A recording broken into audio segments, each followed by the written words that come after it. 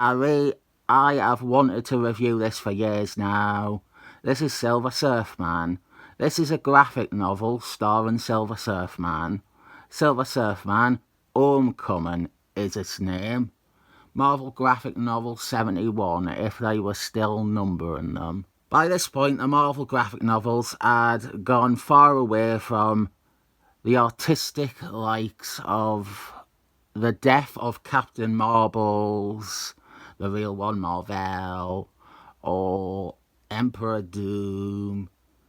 Now, they were a more expensive Punisher annual with plots like Punisher goes to Nebraska. This one is great though. Silver Surfman Homecoming. Creative team is Jim Starman is the writer, with artwork by Judge Reinhold, coloured by his wife too. And this is a good story you may have missed. Dedications. To begin with, Jim Starman had finished his tenure as Silver Surfman's scribe, and he had shifted over to the annual Affinity crossovers and a new team book called Watson and the Affinity Guard. This is one more Silver Surfman story by him, and it shows that had mega crossovers and other opportunities not came along, he probably could have still written Silver Surfman for a few more years, and it would have been good. Silver Surfman is mysteriously contacted telepathically by his former lover, Shalla B, the one who he left behind on Surfland, his own planet, when he became Silver Surfman, and the one who Steve Engeltine had become Queen of Surfland and romantically uninterested in Silver Surfman. We basically ignore that last part. Steve Engeltine only did it to have Silver Surfman fall in love with Willow anyway. Silver Surfman is being observed by someone. Someone with a helpful computer that does a very good summary and recap of Silver Surfman's character and his relevant history. Silver Surfman goes in search of his Surfland to see what Shalla needs, but he finds the entire planet missing. I will talk about the art a bit more later, but it feels very evocative of the Silver Age run, the Stanley Lee and Sal Buscema run. That is the brother of John Buscema. Some people don't know that. Our bad guy is a giant brain. A for effort. You know me, I love a daft villain or a wacky design idea. But this could also easily be something from a rubbish fill-in. But it does exactly what I want from a giant brain bad guy. Bad guy is in quotation marks throughout. We reach an impasse here because most of you are going to write off any praise of this as part of my love for the beautiful bald lady Moondragon, who co-stars in this story. She is written really well, and if Son of Capwolf fanboys are keen to learn origins of certain names that I use, look no further than this page for one of them. Famously, I want Moondragon to do horrible abuse to me, and people might think I love the character because of that I only like her because she is mean and she has a pair of basketballs on her chest. She is a great character. It is a character type I gravitate towards because I like it. Someone erecting a cold front to disguise their weaknesses or vulnerabilities. It's not the only thing she's erecting, huh? Moondragon is one of the more interesting ones because you, as a reader, have to work a bit to find the real Moondragon. Most hate her and write her off because they want to punch her in the face. There is a rich character under the surface though, and this is one of the best stories for her and presenting her in a likeable light. Big brain villain. It is called The Great One. Our art is by Judge Reinhold, and I will lay my cards on the table. He did watch my review of The Punisher Annual, where Madame Hydra wraps her legs around Punisher's head, and he seemed to get the joke. What I say about him isn't influenced by the chance that he might say this. I like it, but were I to hate his art, I would maybe tiptoe around it. I don't hate his art though. As I said, it reminds me a lot of the original Silver Surfman ongoing, and that series had some of the best artwork ever. And it's not that he has drawn Moondragon either that makes me pleased with his work. Although I will say something I hate, and this is personal. I don't like comic characters with eyeshadow. I reckon you could argue it is dynamic shading rather than makeup on Moondragon here, but, well, I didn't like eyeshadow in real life either. Never have. It is my pick for the worst makeup.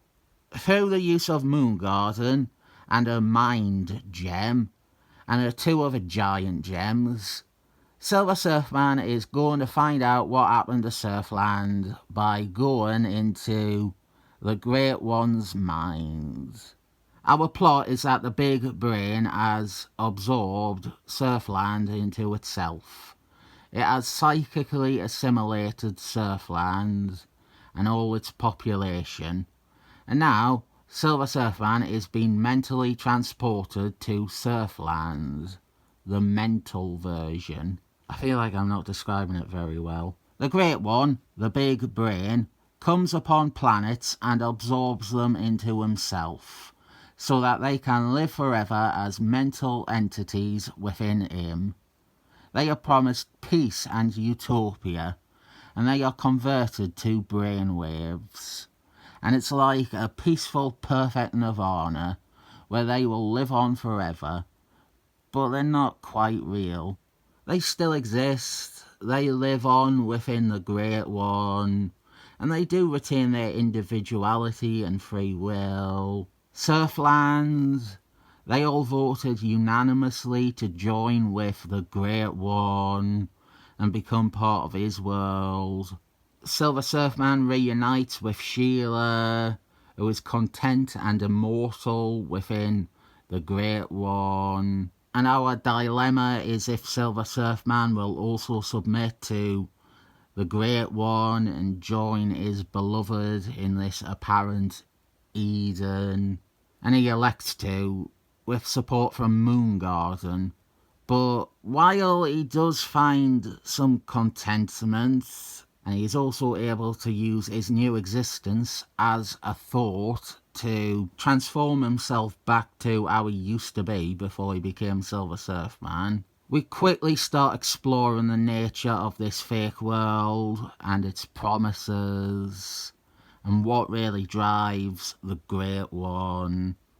Silver Surfman cannot find the same bliss as everyone else from Surfland. But I want to go back to the artwork by Judge Reinhold. He was more known as an inker, I think. He inked Jupp Lennon on Earth Egg. That is the thing I immediately think of when I see his name. He inked loads though, but as an artist, he is probably identifiable as the Punisher guy. He did the art for the majority of Michael Baron Trump's run. A run, and a writer, I consider in low regard. Not the art though, the art is usually great. Silver Surfman encounters conflict with the Great One, his mental projection rather, because the Great One never actually absorbed Silver Surfman. Silver Surfman is an invader in the Great One's world. The quick escalation into violence also sheds the Great One's benevolent image. We expose the Great One as a bit of a control freak who wants complete command over everything within his space. During this battle, planets within the Great One are destroyed.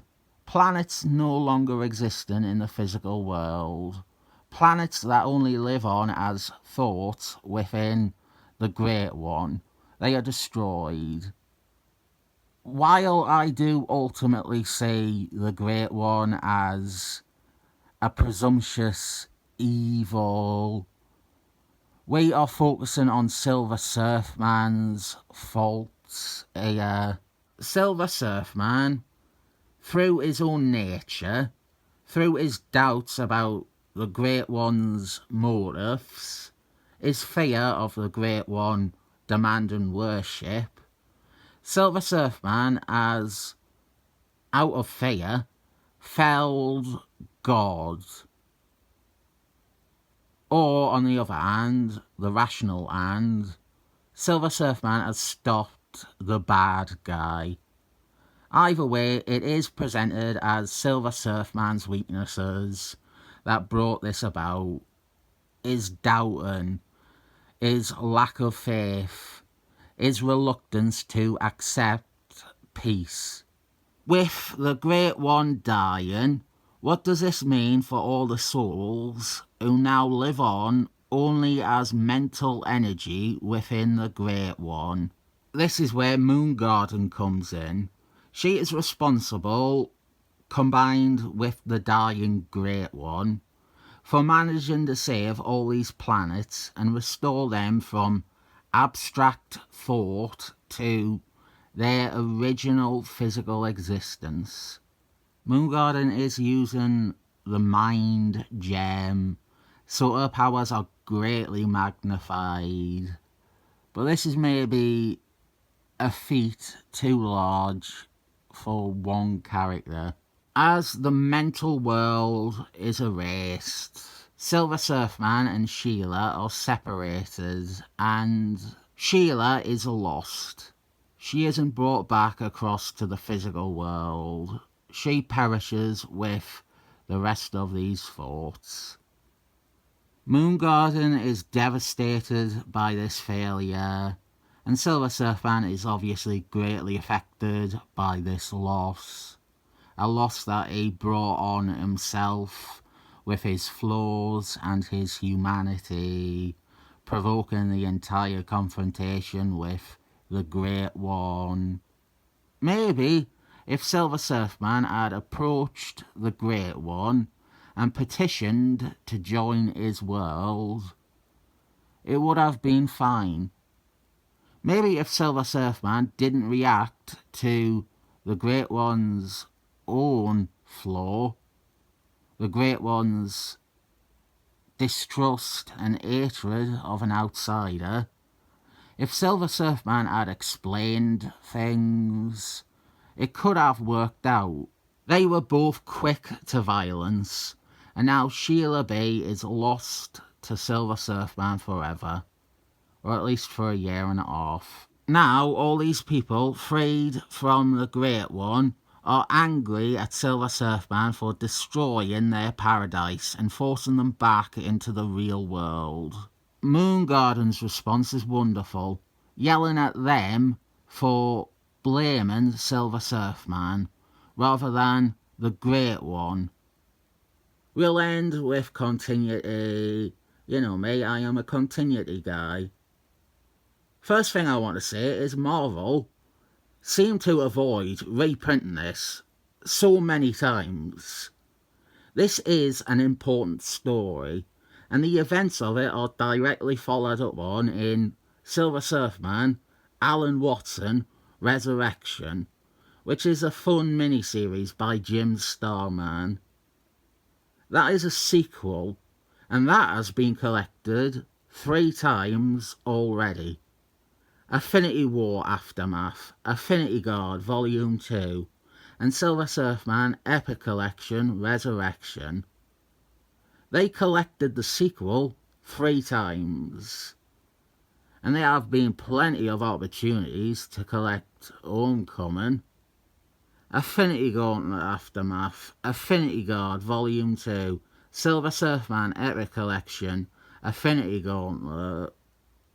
It is meant to be in an upcoming Silver Surfman Epic, I assume right at the start of it, but I won't believe it until I see it. Continuity though, this is a bit squirrely to fit in. It takes place in between Affinity Guard 2 and 3. The reason for this is that issue 3 of Affinity Guard begins a long unbroken sequence that takes us all the way to the end of Affinity War and issue 11. For Silver Surfman, I would place it after Silver Surfman 60, due to, again, a sequence of events running without stop from issue 61 through to 66. I assume the Epic collections are placing it after issue 66. Going back to Silver Surfman 60, this also means that Affinity Guard 1 and 2 have to happen after Silver Surfman 60, which works. All these stories are aftermath to Affinity Gauntlet, so what I am presenting is, I think, the best version. It makes sense. I really enjoy this. I would happily say it is among the top 10 Marvel graphic novels. Maybe even top 5. If it's not in the top 5, it's probably at spot 6. I recommend it, but the problem is, it is a pain to put in a long box with all my other Affinity comics. I'll give it a rating of 7 thumbs up.